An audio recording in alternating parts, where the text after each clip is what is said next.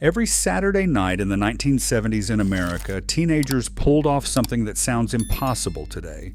No phones, no group chats, no way to confirm who would show, yet hundreds converged on the same streets at the same hour, running a cruising loop nobody ever officially mapped. The most important night of their week ran on rules no one wrote down. It all started in a diner parking lot. Engines rumbled to life just after sunset, and the first wave of headlights swept into the lot at Miller's Diner. Mike and his friends slid into their usual spots, each car angled for a quick exit. Windows rolled down, radios tuned to the same FM station. The ritual began with a slow lap around the perimeter, scanning for familiar faces and the latest custom paint job. By 7:15, the parking lot was nearly full, a living map of who was out, who was riding with whom, and which group claimed which row. Every 3 minutes, another cluster peeled off, merging into the main drag. The loop was simple but sacred, down Main past the pharmacy's neon sign, a right at Bob's Shoe, then out toward the Riverview Drive-In before swinging back along Oak Avenue.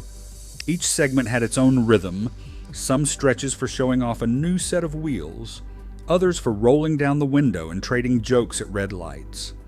The three-point loop kept everyone moving, but always in sight, a circuit designed for maximum visibility and minimum trouble.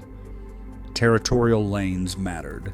Seniors claimed the outside lane, juniors packed in behind, and newcomers learned quickly which cars to follow and which to let pass. Staggered departures 3 minutes apart, never all at once, kept the flow smooth, avoiding police attention and traffic jams. Each pass through the diner lot was a fresh chance to check who had arrived, who had left, and whether the night was shaping up to be legendary or just routine.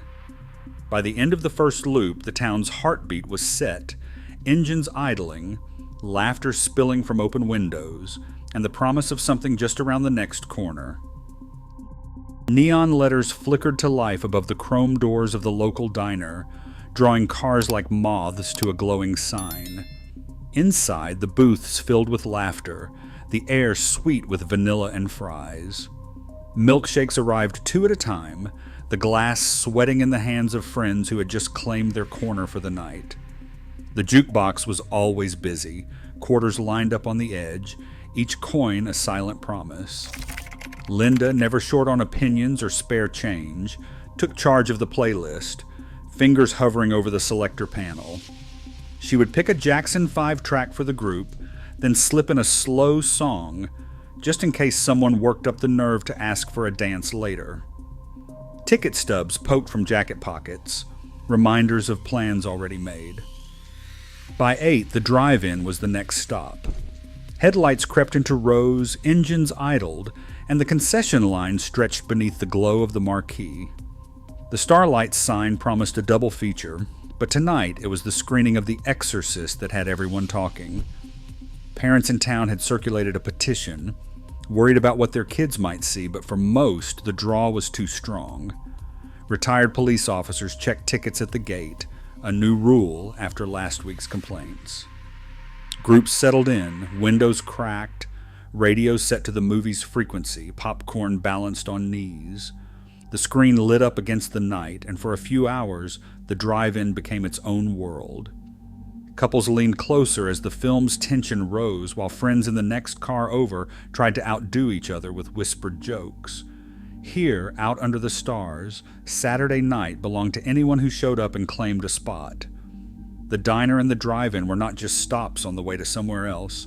They were places where the night could stretch, where stories started, and sometimes, if you were lucky, where they lingered long after the credits rolled.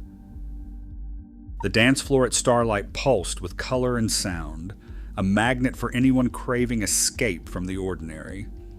Under the mirrored ball, polyester shimmered in every shade, lime green, electric blue, gold that caught the light and refused to let go. Linda, perched in the DJ booth, surveyed the crowd with the confidence of someone who knew every beat mattered. She nodded to Carlos Mendoza, the night's main DJ, as he queued up a seamless blend of Donna Summer and the Commodores, switching tracks with a practiced flick of the wrist. The bass rolled across the floor, a heartbeat that pulled even the shyest kids from the edge into the swirl. Starlight's dress code was posted in bold by the door: no denim after 10 p.m., no hats, and definitely no sneakers. For some it was a hassle, for others it was a passport to a world where you could be someone new. Platform shoes thumped, sequins flashed, and every group had at least one friend who had spent all afternoon feathering their hair just right. The air was thick with anticipation, the kind that made every song feel like it might be the one to change the whole night. Teen-only sessions ran from 8 to 11, drawing crowds of 400 or more on a good Saturday. The energy peaked when Carlos dropped a Motown classic, the floor packed shoulder to shoulder, everyone moving in time. Rinks in other towns followed a similar script. Some like Rolling Thunder in Macon advertised all ages, all races skate nights with live bands and neon tracks. At Starlight, rules kept the peace, but the music set everyone free. As the last song faded, kids poured out into the street, faces flushed, laughter echoing, the memory of the night still spinning in their heads. Gas pumps clicked off at 8, and for the first time in memory, the main drag looked half empty. The oil crisis had turned every gallon into a small calculation. Gas prices doubled almost overnight, pushing regular from 39 cents to 79 cents, and the Camaro and Mustang, once the pride of any Saturday night, became as much a burden as a badge. The three-point loop shrank. What used to be a 10-mile circuit now ended after a single pass, headlights flickering as drivers weighed whether it was worth another round. Some kids formed fuel rationing clubs, pooling rides and planning their stops with military precision. High school parking lots became meeting grounds for these new alliances. Instead of long cruises, friends parked side by side, swapping stories from roll-down windows, radios humming in the background. The ritual of showing off a fresh set of flame decals or a candy coat paint job did not disappear, it just happened more often curbside than in motion. Police logs from 1974 show a jump in citations for idle car cruising. Chief Daniels, who wore his badge as lightly as his smile, once told the local paper, "We don't want to ruin anyone's night, but we can't have half the town burning gas for the sake of a parade." His officers started timing how long cars sat running, issuing warnings first, then tickets if the engines kept humming. Muscle cars still drew a crowd, but the real action shifted to the lot itself. Hood propped open, a Mustang owner might talk carburetors with a Gremlin driver, both knowing their rides would spend more time parked than prowling. Customization did not slow, if anything it picked up, with kids swapping parts and paint in search of distinction when mileage was rationed. The thrill of mobility turned inward, and Saturday night became less about the miles driven and more about the company kept. The curb became the new frontier, and the night's energy pooled under neon instead of burning down the highway. A yearbook from a Kansas high school dated 1975 captures a moment in black ink. The caption reads, "First date, Drive-In Star Wars, 8 p.m., Friday, October 3rd. The caption sits beneath a photo of Mike and his date, hands linked in front of the glowing marquee. The handwriting leans right, careful but hopeful, as if the pen itself knew this night would outlast the film. Ticket stubs, pressed flat between diary pages, still carry the faint scent of popcorn and cologne. One entry reads, "Held her hand under the neon at Miller's. Did not want the night to end." These small artifacts, creases in a stub, a smudge of ink, hold the pulse of first love.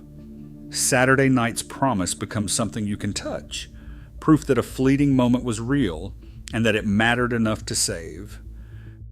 Plans for Saturday night started days in advance, long before the first car rolled into the lot. Without texting or group chats, every detail had to be worked out by phone, landlines only, sometimes on a shared party line where a neighbor might quietly listen in.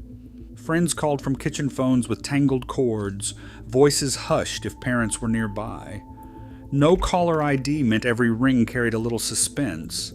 It could be your best friend or the girl you hoped would say yes to a ride, or just your little brother's friend asking for homework help. Meeting spots were chosen with care, outside the diner, under the neon sign at the drive-in, or by the roller rink doors. For girls, picking an outfit was as much about confidence as style. Platform shoes and feathered hair weren't just fashion, they were statements of independence, a nod to the new freedoms of the decade. Each call, each plan, built real anticipation. When everyone finally showed up, the night felt earned, the group's laughter and shared glances, proof that connection took effort and was worth it. Today, weekend plans are a tap away, yet genuine connection can feel further than ever. In a world of instant messages, those old Saturday nights remind us that shared experience once built real community, not just memories. Sometimes the best way forward is remembering how we came together before screens. Thanks for watching.